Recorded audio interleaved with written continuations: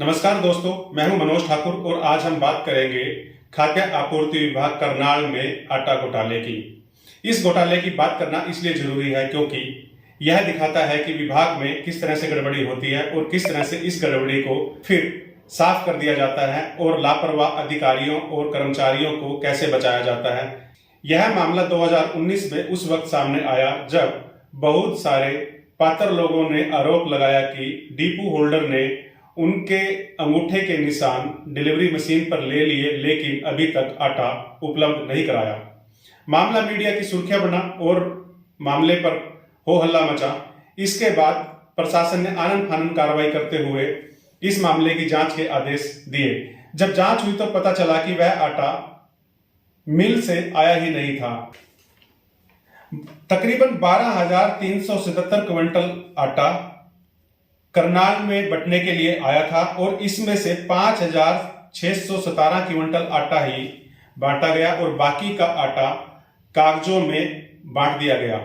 जब यह मामला सामने आया तो डीएफएससी कुशल गुरा को सस्पेंड कर दिया गया, लेकिन मामले के 4 आरोपी रविंद्र जागलान एएफएसओ, विजेंद्र कुमार निरीक्षक, राजेंद्र सिंह मुख्य विश्लेषक तथा कंवरदीप सिंह मुख्य विश्लेषक के नाम सामने आए थे। द न्यूज इनसाइडर ने इस घोटाले पर एक आरटीआई लगाई और आरटीआई लगाकर यह जानने की कोशिश की गई कि आखिर इस घोटाले में हुआ क्या। मजेदार बात तब पता चली जब आरटीआई में इसका जवाब दिया गया। हालांकि विभाग की ओर से जो आरटीआई दी गई है, आरटीआई में जो जवाब दिए गए हैं वह भी आधे अधूरे हैं, लेकिन यह आधे अधूरे जवाब भी बता रहे हैं कि इस घोटाले को दबाने के लिए किस तरह से प्रयास किए गए। सबसे पहले विभाग की ओर से जो आरोपी 60 डिपो होल्डर हैं उनके खिलाफ एफआईआर तक दर्ज नहीं कराई गई। बस इन डिपो होल्डरों को इनका डिपो होल्डर का लाइसेंस सस्पेंड कर दिया गया और बाद में धीरे धीरे यह डिपो होल्डर एक के बाद एक इन सस्पेंशन आदेशों पर स्थगन आदेश ले आए और बाद में यह स्थगन आदेश स्थायी हो गया, यानी कि यह डिपो होल्डर बहाल हो गए। जब यह डिपो होल्डर बहाल हो रहे थे तो खाद्य आपूर्ति विभाग ने ऊपरी अदालत में अपील दायर ही नहीं की। इतना ही नहीं, जिस समालखा के मेल से यह आटा आया था उसकी आटे की आपूर्ति भी कुछ समय के लिए सस्पेंड की और अब फिर उस आपूर्ति बहाल कर दी गई, यानी कि अब फिर आटा उसी आटा मिल से खाद्य आपूर्ति विभाग में करनाल में आ रहा है। इतना ही नहीं, आरटीआई में हमें बताया गया कि इस गड़बड़ी के लिए विभाग के 4 अधिकारी जिम्मेदार हैं, लेकिन इन चारों को चार्जशीट किया गया है और चार्जशीट किए हुए भी अभी 2 साल होने को आए हैं, लेकिन अभी तक इस पर कोई कार्रवाई नहीं हुई। इतना ही नहीं, इस पूरे मामले में कई स्तर पर गड़बड़ी और लापरवाही बरती गई और पूरी कोशिश की गई कि किस तरह से आरोपियों को या इस गड़बड़ी करने वालों को बचाया जाए। क्यों कार्रवाई नहीं होती? डीएफएससी विभाग पे आटा घोटाला जिन अधिकारी ने पहले किया था, जो उस समय के डीएफएससी बहुत से विषय नहीं लिया गया। फूड एंड सप्लाई के बहुत से विषय चल रहे हैं, अंडर इन्वेस्टिगेशन है और जैसे ही उसमें दोषी पकड़े जाएंगे सबके खिलाफ कार्रवाई होगी।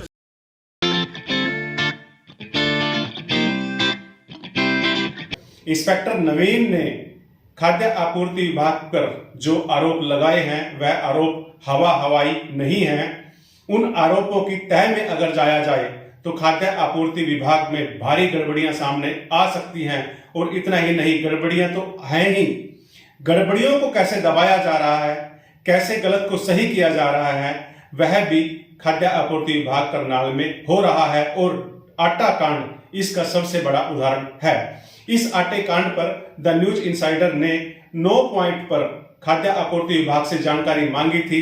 अभी तक हमें पूरी जानकारी नहीं दी गई। जो आधी अधूरी जानकारी हमें दी गई है उससे पता चल रहा है कि विभाग ने आरोपी 60 डिपो होल्डरों को बचाने की पूरी कोशिश की है। हर स्तर पर उन्हें बचाया गया है। कैसे उन्हें सेव किया जाए यही कोशिश की गई है। कैसे इन 4 अधिकारियों को बचाया जाए यह बार बार कोशिश की गई है और कैसे आटा मिल को बचाया जाए और आटा मिल पर कोई कार्रवाई ना हो, इस दिशा में भी पूरे प्रयास किए गए हैं। यह आटा घोटाला अपने आप में बड़ा उदाहरण है और इतना ही नहीं, यह आटा घोटाला सरकार के एक प्रोजेक्ट का हिस्सा था कि गरीबों के लिए फोर्टिफाइड आटा उपलब्ध कराया जाए।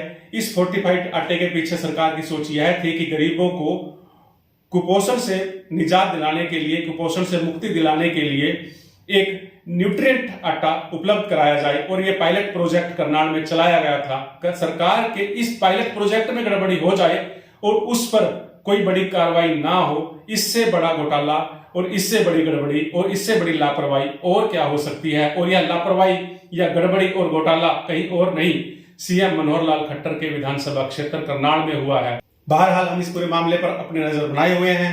द न्यूज इनसाइडर इस मामले पर जल्दी ही एक PIL हरियाणा और पंजाब हाईकोर्ट में दायर करने जा रहा है, ताकि आरोपियों को बचाने वालों को उचित सजा और उचित कार्रवाई उनके खिलाफ हो, यह संभव हो सके। इस मामले को लेकर जल्द ही द न्यूज इनसाइडर एक PIL हरियाणा एवं पंजाब हाईकोर्ट में लगाने जा रहा है।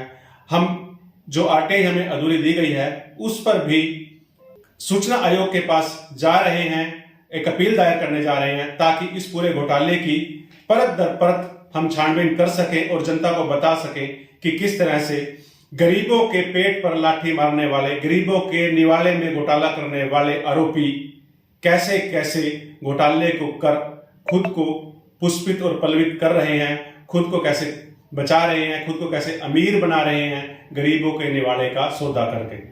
तब तक के लिए धन्यवाद। जय हिंद। अगर आपको हमारा काम पसंद आया, हमारा चैनल पसंद आया, तो आप हमें लाइक कर सकते हैं, सब्सक्राइब कर सकते हैं। इससे हमारा हौसला बढ़ेगा और हम आगे भी इसी तरह से जनहित के मुद्दे उठाते रहेंगे।